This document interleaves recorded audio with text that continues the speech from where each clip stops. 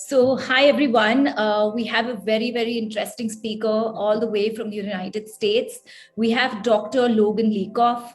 She's an internationally recognized expert on sexuality and sex education. She has been certified in this and is a sex education supervisor. She currently talks about these issues, specifically in children. Today's topic is going to talk about gender identity, gender disparities, transgender, sexuality. What are the hurdles through the ages? So I'm going to quickly dive in. Thank you so much for being with us and sharing your inputs on this platform. There to you, Doctor, can you tell us something more about, the explicit work that you're doing? Yes. Well, first of all, thank you for having me. I think that for all of us, no matter where we are around the world, there is always an opportunity for us to learn more about sex and sexuality, to get us out of our comfort zone in order to make the world a better place, right? In order to make us more comfortable, our youth more comfortable, so that whoever they are and however they engage with the world, they can do so with confidence and the skills to make really good decisions. Right. And I want to just start off by saying that coming from India, we are a very close-knit culture. We don't tend to talk about sex and sexuality very openly. Sex is not even discussed prior to marriages. Of course, the youth has sort of reformed that. We have a lot of conversations right now on social media platforms.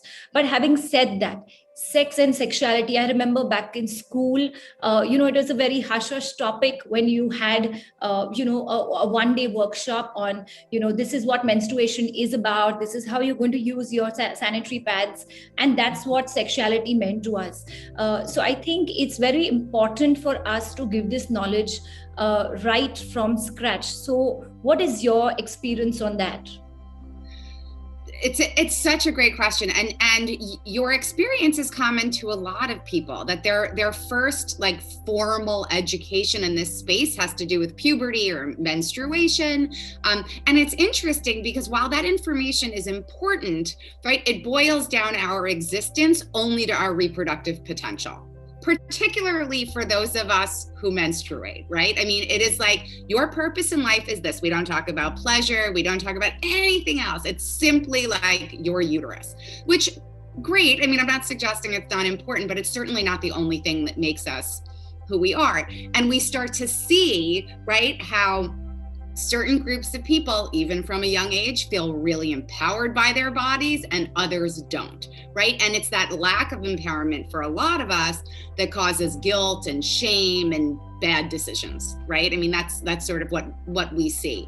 I am a sexuality educator. My world has always been as an educator, not as a therapist or a clinician. And I often say that sex ed begins at birth.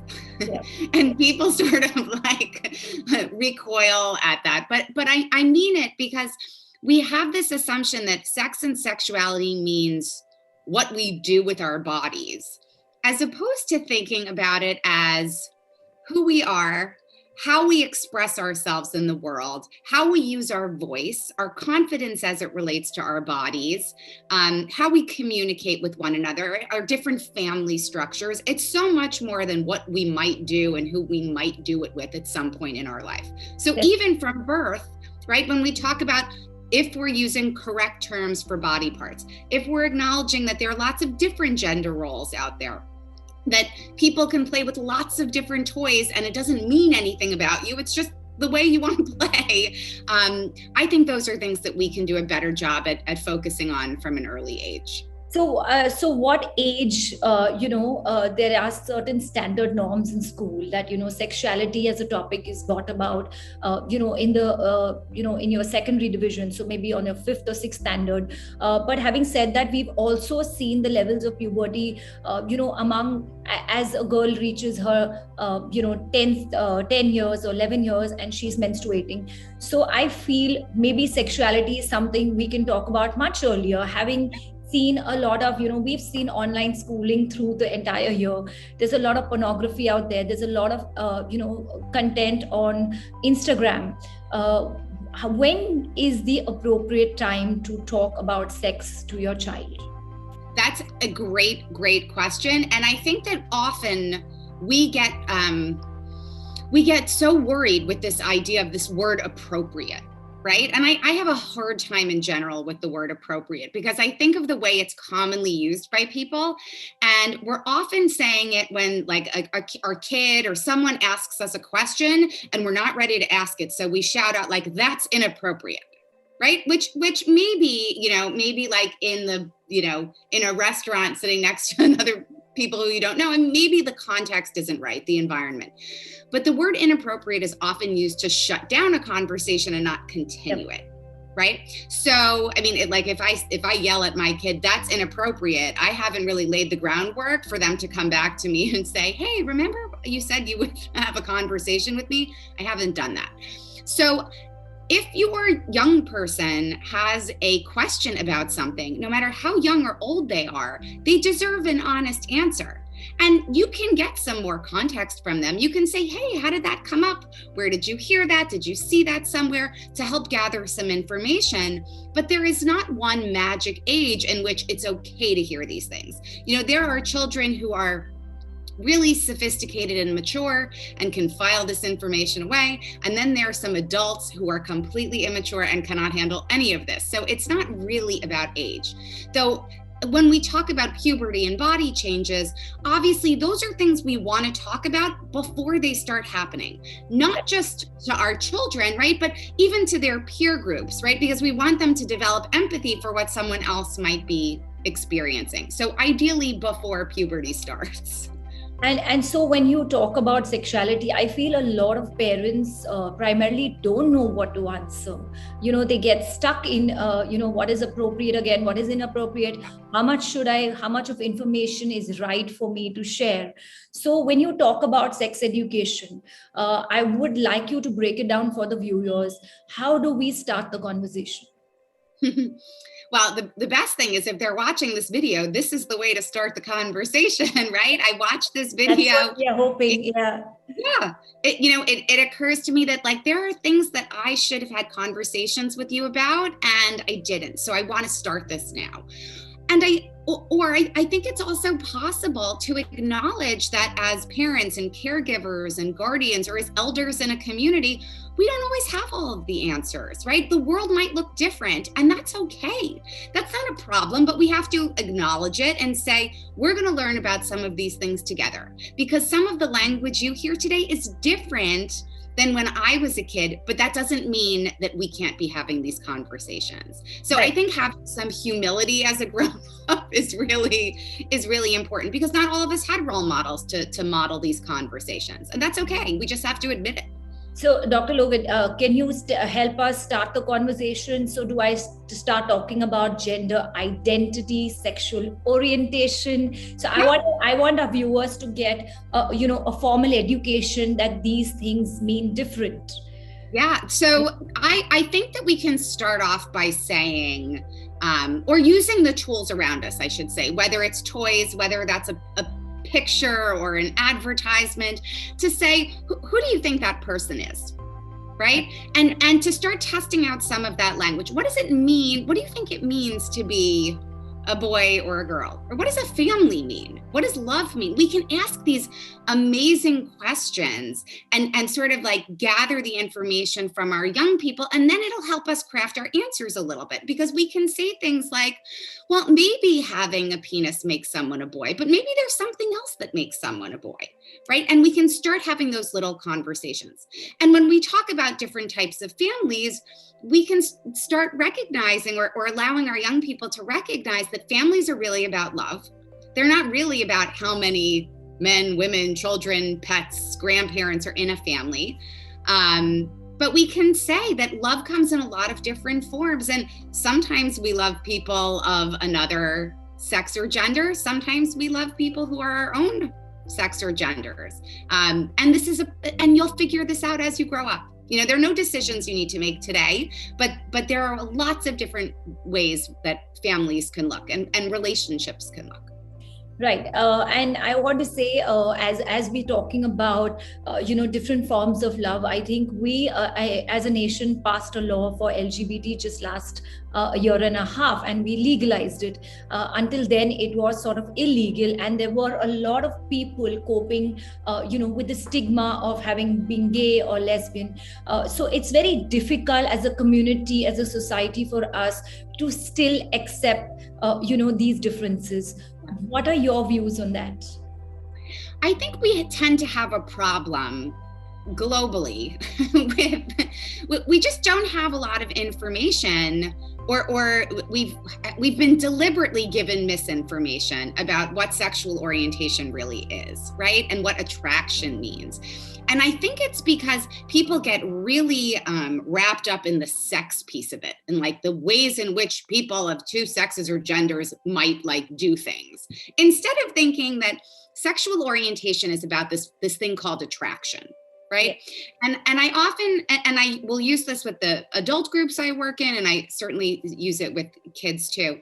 I ask them to think about a magnet, right? And when there are two magnets and the poles line up, you see them start to pull together, but you don't see why, right? There's like this invisible force that is connecting these two things. And that is exactly what attraction is. It's this unexplainable force that connects us to another person. It's not something we decide in our brain, like today I'm gonna like you, next week I'm gonna like you. It's not that. It's just something deep within us that allows us to connect with someone else. And I think that if we take it out of like the body part category, it makes it easier for us to talk about. Because in reality, none of us walk down the street and say, oh, you have that body part? Cool, I'm attracted to you, right? It's always something more than that. But often we as adults get very tripped up by like the body part factor instead of the attraction factor. Right. So when you're talking about this attraction, like I said, until some time back, it was a taboo in my country. And people are still thinking of it as an abnormality, or maybe he's depressed, maybe she's depressed, maybe she's not understanding the other gender. Let's try and reform her in therapy. And that just is so wrong. So are you born with this? So it's a question that's been asked many times over. I would say, without a doubt, you are born with your sexual orientation, meaning that it is not something that we don't make a choice who we are attracted to, right? I can choose to go out with whoever I want to go out with, but that underlying pull and connection to someone else that I might feel, I don't choose that. That's part of who I am. And I might figure it out more and more as I get older. And maybe the word or term I use to describe or define myself may change over time. But it's not something that you can just, it's not, first of all, it should never be something that's fixed, but it's not a fixable sort of thing. And obviously, those of us who work in this space know that reparative therapy has been found over and over again to be, not just to be harmful, but unethical. It doesn't work. And that's because it's part of who we are. It's not an abnormality. It's another amazing aspect of what makes human beings different. Right. So I think what you're trying to say is love is about attraction. Doesn't matter what the sex is. It's about the other aspects of the individual as well. So coming to, expressing your sexual urges. A lot of people feel, and especially now, we've been in lockdowns, there hasn't been any datings, so I see a lot of preteens and teenagers getting stuck in how is it normal to express their urges. Yeah. And I will be honest, I worry a lot about our young people and how they come out of this and how they learn about intimacy and flirting and all of the emotional conversations that we experiment with as we get older. I'm very concerned for that. Right? Yeah. That they're missing a lot of these moments to practice those skills. And those skills are really important for becoming, functioning adults. Yes. So I think that there are a few things that young people should remember. I think recognizing that having these feelings, and sometimes feeling sad that you can't act on some of these feelings, is really normal, right? And you're not the only one. People of all ages and experiences across the globe are going through exactly the same thing. So that's the first thing, to validate all of those new feelings. There will come a time when we come out of this and we have to develop some skills about, how to even be in the same space with someone else that we might like, whether that's holding hands, whether that's kissing, or whether that's anything else. And we're going to have to start having conversations about risk factors. When were you tested? I want to spend time with you. Is that okay? And those are tough conversations, but again, really important for moving into adolescence and adulthood also. Of course, there was something else I was going to say, and now I don't remember it. So I'm sure it'll come back to me. What is the normal expression of the urge? What would you describe as, some preteen or a teenager expressing the fact that maybe they are getting the urge of sex, and it's obviously normal at their age? Yeah. So I think that we tend to deliberately ignore the fact that exploring and expressing your sexuality is like the central aspect of adolescence. Like, that's what it is. That's what it's been for. I don't know when we got to a place where it became so taboo that we thought of it as only something for adults, because it's never, since the beginning of time, it's never been. So I think that, first of all, being curious about your own body and whether you express that through masturbation or anything else is a really, again, from birth to death, is a really common activity.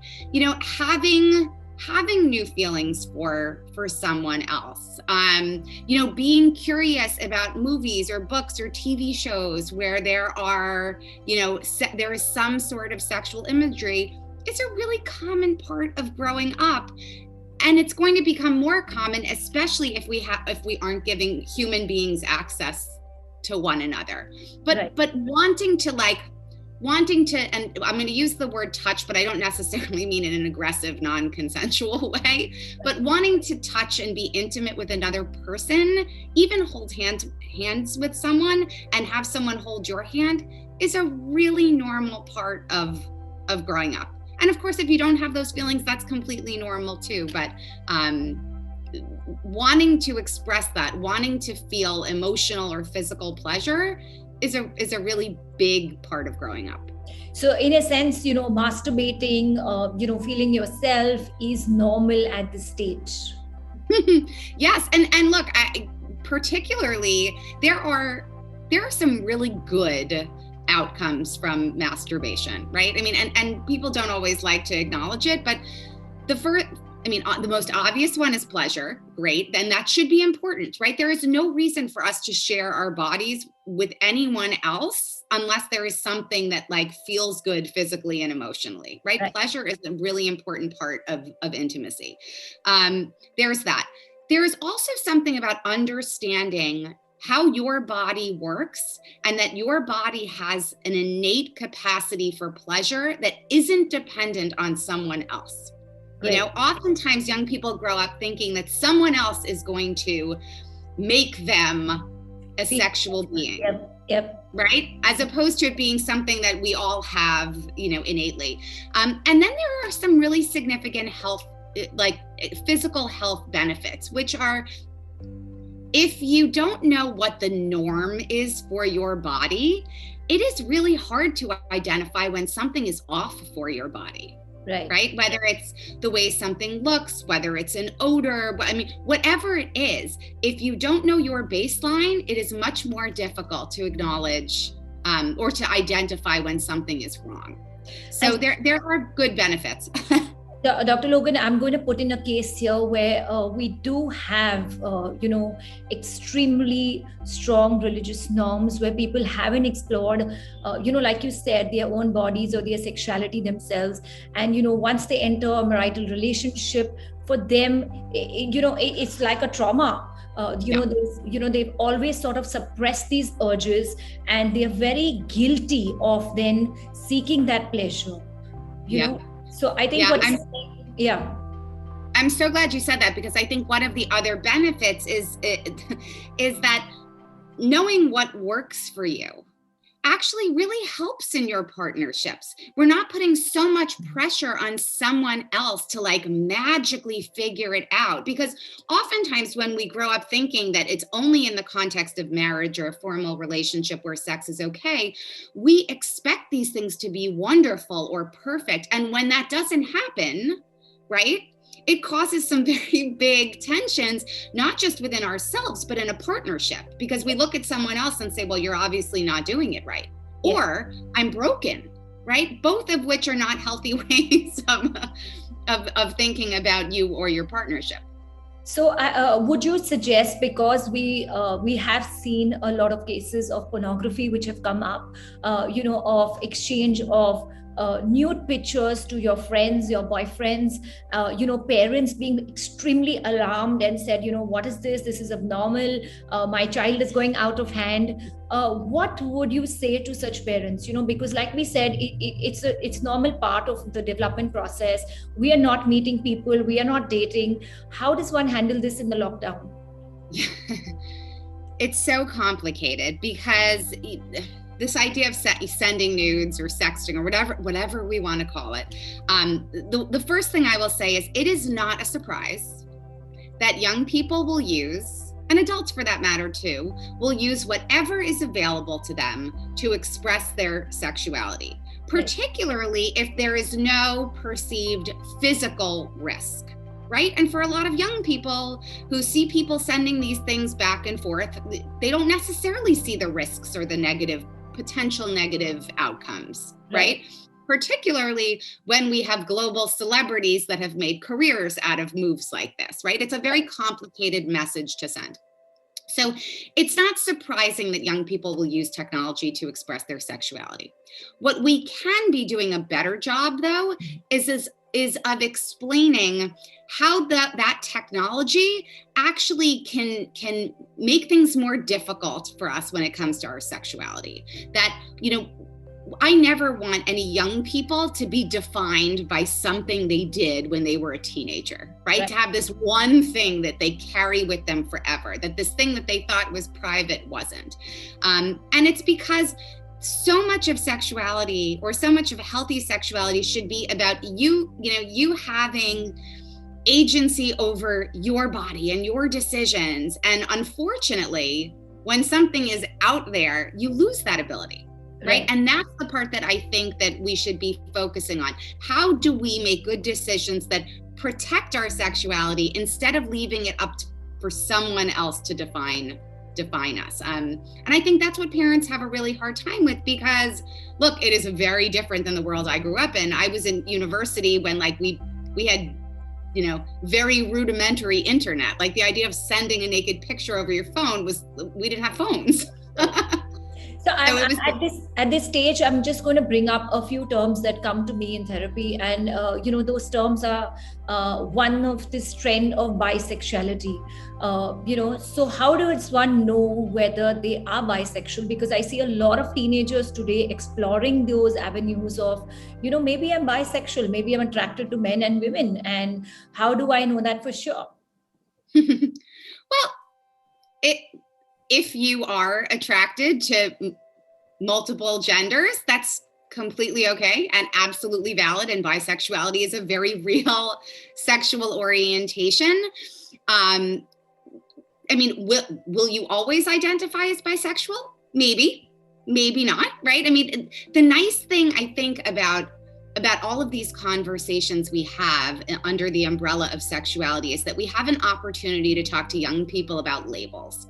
Yeah. And labels are really complicated, because on one hand, labels, particularly when you're young, if you identify with a label, it means you have a community, right? You're not the only one. There are people like you, and that can make you feel incredibly good, right? That you are not alone. Now, that the label that you might use to define yourself may evolve, may change. And that comes with a lot of guilt for people too. Like, what does it mean about me if I leave this one box and move into another? So one of the things I always say to my students who say, I might be bisexual or pansexual, I will say to them, wonderful. I mean, thank you so much for sharing that with me. Please know you might always feel this way, or maybe you might not, and that's okay too. There is nothing you need to decide today that is going to be permanent for you. So, give yourself the freedom to figure this out. This doesn't need to be a decision that you make in 24 hours. I promise. Right, but I'm just going to bring out this point about, the way our belief systems have been formed is that sexuality has to be permanent. And we can see that changing right now. People are choosing their sexuality rather than that it was defined to them, it was something that they had to live with all their life. So you're telling us that sexuality can be more flexible, we have the choice, and that's absolutely okay.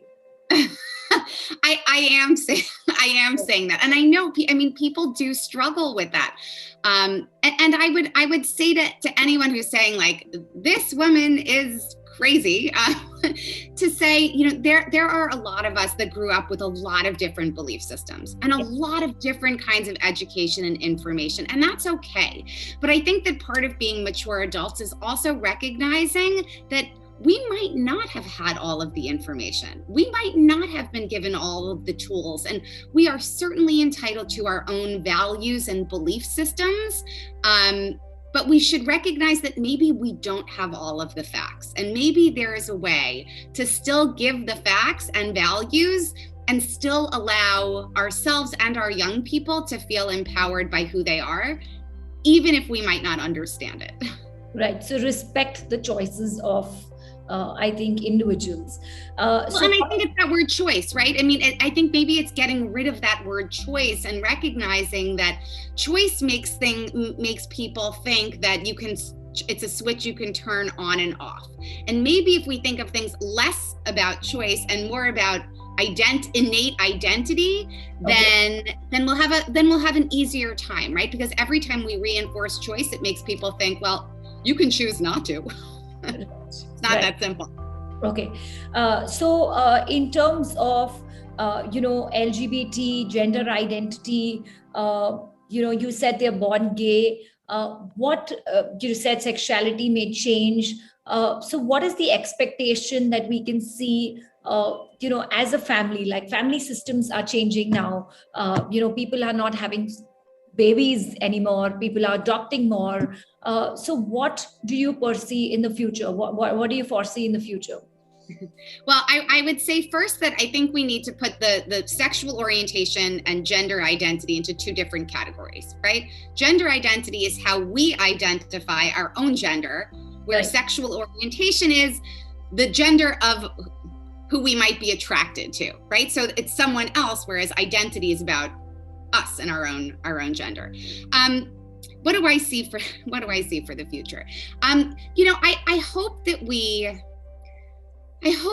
that our world expands in a way where we give our young people the freedom to explore their own potential, right? And that doesn't mean that all of a sudden everyone is going to identify as queer in some way. But what it will do is allow for our young people who are to feel safe and to feel empowered and to feel like they are in homes where they are valued for who they are.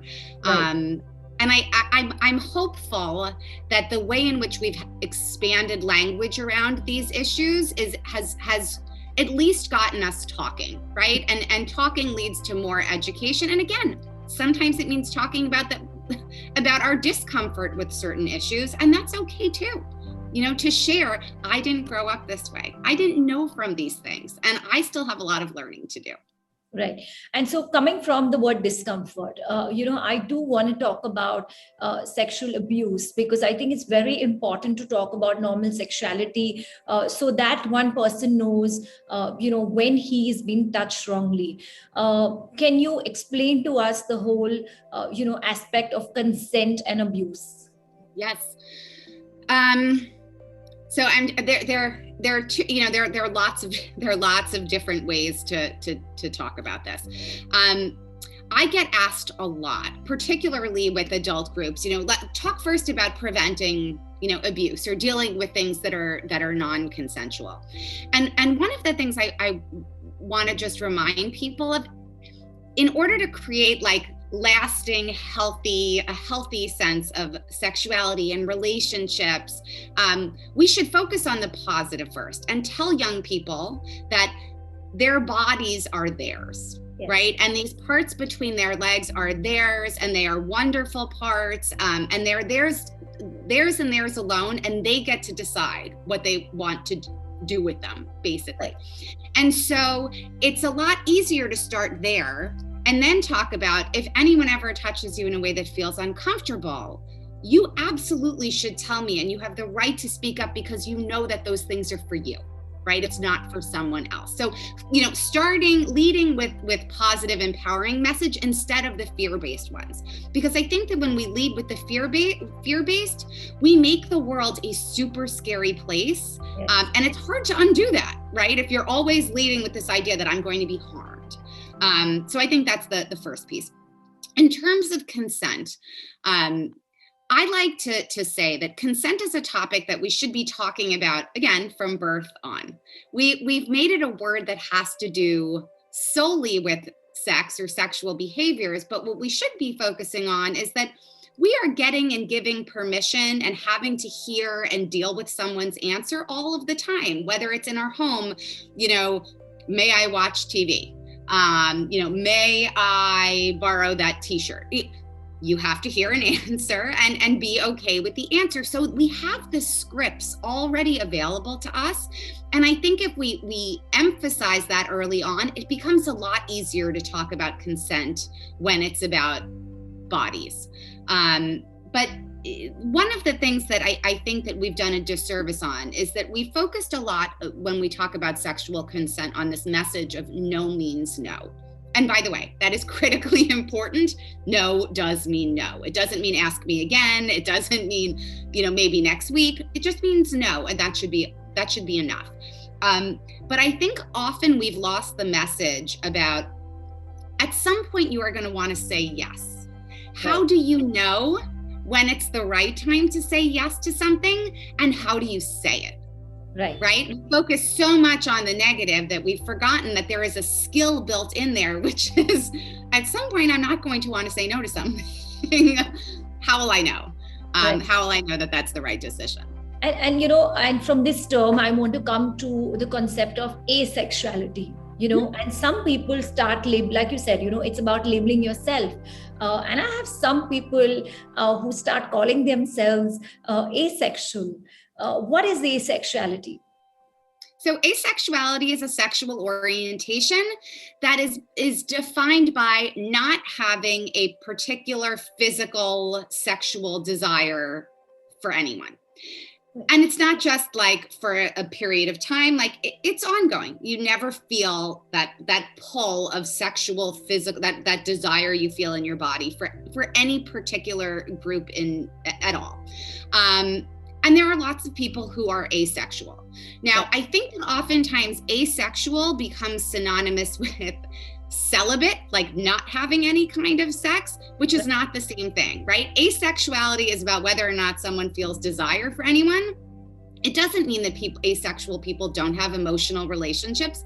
It doesn't mean that they can't feel sexual pleasure. It just means that desire for someone else doesn't exist. Okay. And would that sort of be different? Because I want to clear the air. Would that then not be called a sexual disorder, not having a desire? I would say it is not a disorder. We've had so many, like even scientifically, so many assumptions about like what it means to be a sexual being under this umbrella of health. And I think that as we've learned over time, it hasn't been entirely scientifically accurate. It has been, sort of arbitrary based on cultural norms or religious norms. And there's a lot of information that we've learned over time. So, attraction can be non-existent. It can be platonic friendship. It can be physical, the kind you feel in your body or in your genitals. It can be romantic. It can take a lot of different forms, but is asexuality a very valid sexual orientation? Yes, it is. Okay, so being asexual is not an abnormality. It is something that is identifying you. So in explaining these urges, uh, how much of it is normal to express, how much of it is healthy to express, and when does it become unhealthy?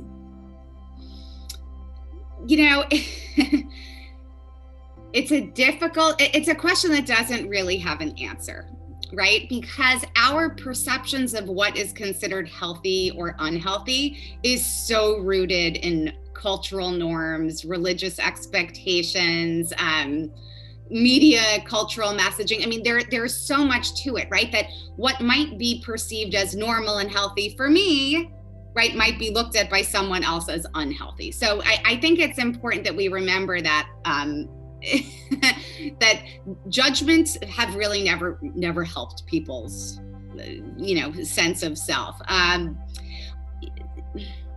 We're talking about for young people? Yeah, for teenagers who today are expressing their desires, dating, so we do have cases where the parents come in and tell us, she cannot have a stable boyfriend, she keeps shifting her boyfriends. Maybe there's something wrong with her, and maybe she's just exploring herself. But that concept is sort of not accepted. Got it. Okay, so I think that so much of that, in particularly with people who are girls or assigned female at birth, we have lots of double standards about who is entitled to sex or dating and who isn't, right? Like, there are a lot of traditional gender roles globally that suggest that, if you are feminine in any sort of way, or you are a girl, not for you, but it's cool for you, right? And I think that we ask ourselves that a lot, particularly when we have teen girls who are, vocal about expressing their sexuality, or they don't want to just be with one person, that we instead of recognizing, wow, that's a part of like the human existence, because we've bought into this double standard, we think, oh, there's something wrong with that. But if it was a boy, we might not think the same thing. So I would say that in order for things to be considered healthy, I think that healthy is about finding your voice, feeling comfortable speaking up for yourself, not being consumed by someone else's judgment, being able to communicate with another person about your feelings or needs, giving someone else the space to make a clear decision and you be okay with it. Like, those are healthy, healthy behaviors. Anything that deviates from that, like not giving people choices, not listening to them, all the things that we would think are unhealthy as adults, like those relationship skills. If they wouldn't work for us, then we shouldn't want them for our kids either. Right. But there are a lot of times where I do have kids who, explicitly, like you said, are expressing their desires, their wishes, their identities to their parents. But, parents are in a complete denial. So to all the kids out there, what is, the right way? I'm sure there's no right way. The family dynamics are very different. We have different religions in India, different caste systems, different norms. What is a healthy way for them to approach their parents? Because I normally see these kids escaping, and it gets into an unhealthy pattern. So what is your advice to these kids? So if I were speaking directly to them, I would say, first, you are valuable, you are valid, you are entitled to be exactly the person who you are, and you are a part of a much larger community. You are by no means alone. That's the first thing I would say. The other thing I think we have to recognize is that there are some homes where it is not safe for young people to come out, however we want to define that term, in any way. And it is critically important for young people to know that they do not need to share this with the family members or adults in their lives who could make this unsafe or dangerous for them in some way. But there are communities for you, and there are clearly, as we're having this conversation, resources for you available to help you navigate this, not only alone, but also at some point, maybe with your family. I think that's the most important thing. I think young people need to know that they have the right to define themselves, and however they do that is theirs, and we all have the right not just to live, but to thrive. And that's what I would say to all young people. Right. And so, how would you, at what stage, how do we change this language around sexuality? How do we get a global understanding? Of course, we have platforms and educators like you, on a global level. Where can we start? Should we start from the education system? Should we, put this into the school systems? Where would you start? I think it has to be a multi-pronged approach, right? We have to attack these things from all sides. Yes, I mean, should we be treating sexuality and sexual health and relationship health and skill building and puberty like other subjects? Absolutely, right? It always struck me as really weird that, any other system in our body we consider science, but if it has to do with the genitals or reproductive system, all of a sudden it has to be like a separate entity, right? That's one of the problems. Like, if we don't acknowledge that all of this is part of who we are, then, we're in trouble. So I think that, yes, we certainly have to navigate this in the school systems, but I would say we have to do it only if we have educators who are empathetic, trained, and skilled in these conversations. Right. We don't want people to do more harm than good, and giving bad information can be a lot worse than having no information. So that's the first thing. And I think we have to give guardians, parents, caregivers, community members, whether it's in community organizations or in our religious spaces, opportunities to have these conversations, because those are the things also that inspire the conversations to happen at home. And then, of course, look, these are policy issues too, right? This has to do with politics. And we have to find ways to get everyone on board that these shouldn't be personal decisions based on personal values. They really should be based on what is scientifically and medically accurate. And unfortunately, lots of policies get made globally that have nothing to do with science or with typical developmental sexuality. Right. And as we are bringing about, these topics, there have been a very, very high increase in teenage abortion, and abortion by and large is, illegal in India, but we do see people, talking about abortions, going through the pain, going through the loss, on their own. Of course, this leads to a depression. You're concerned about how your future will fold up, and you are probably all alone in this process. What can we do?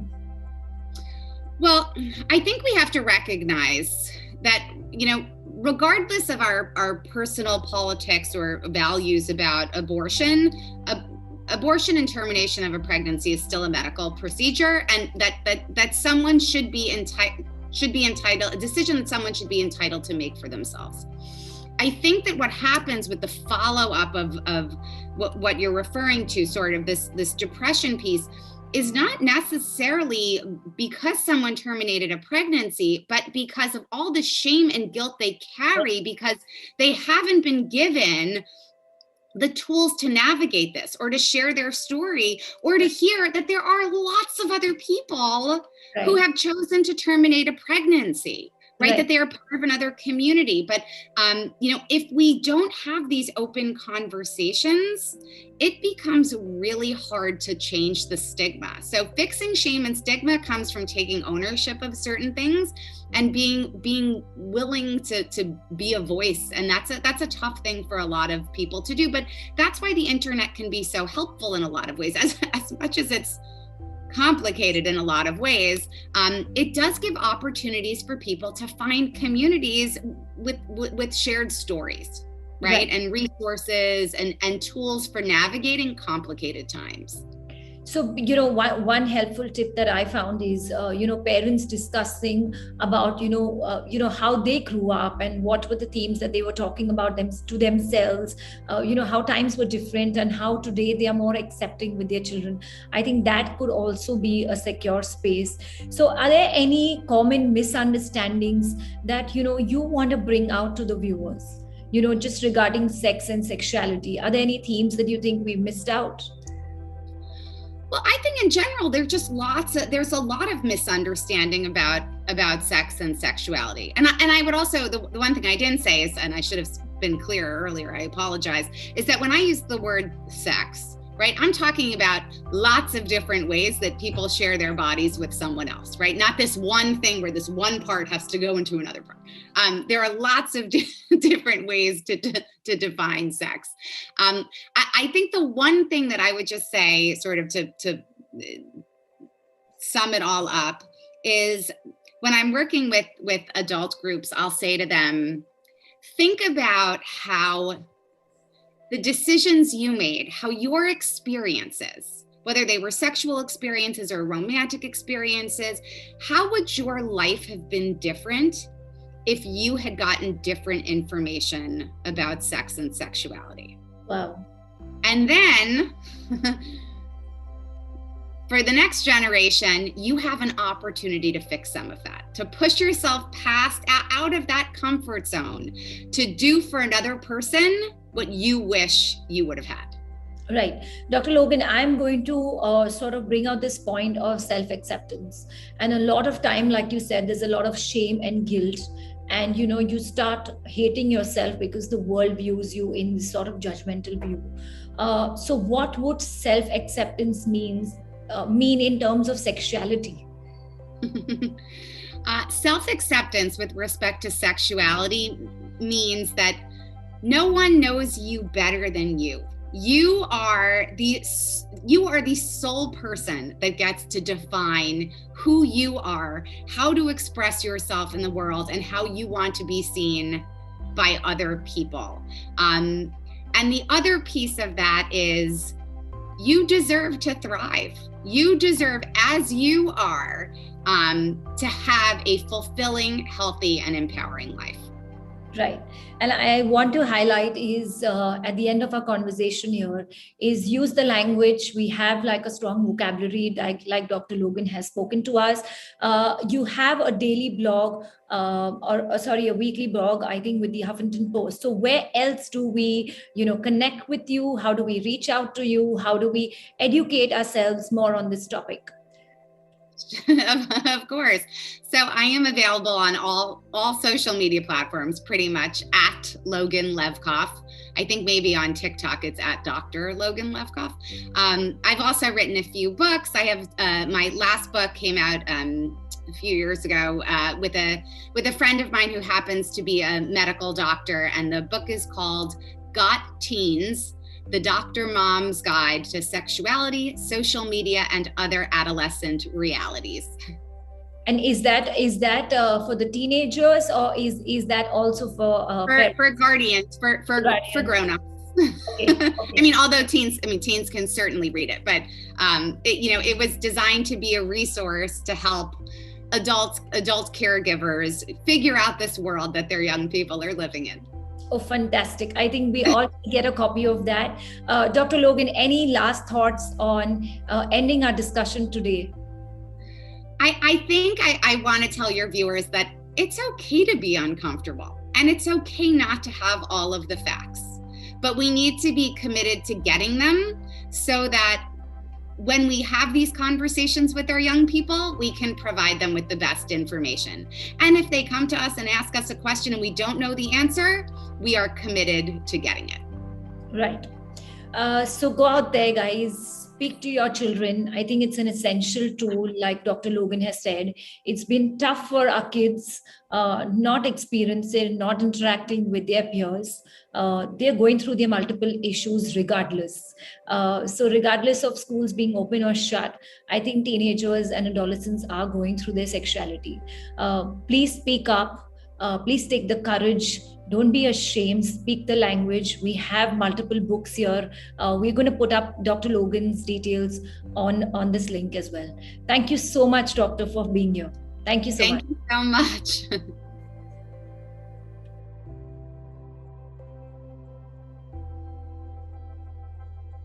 much.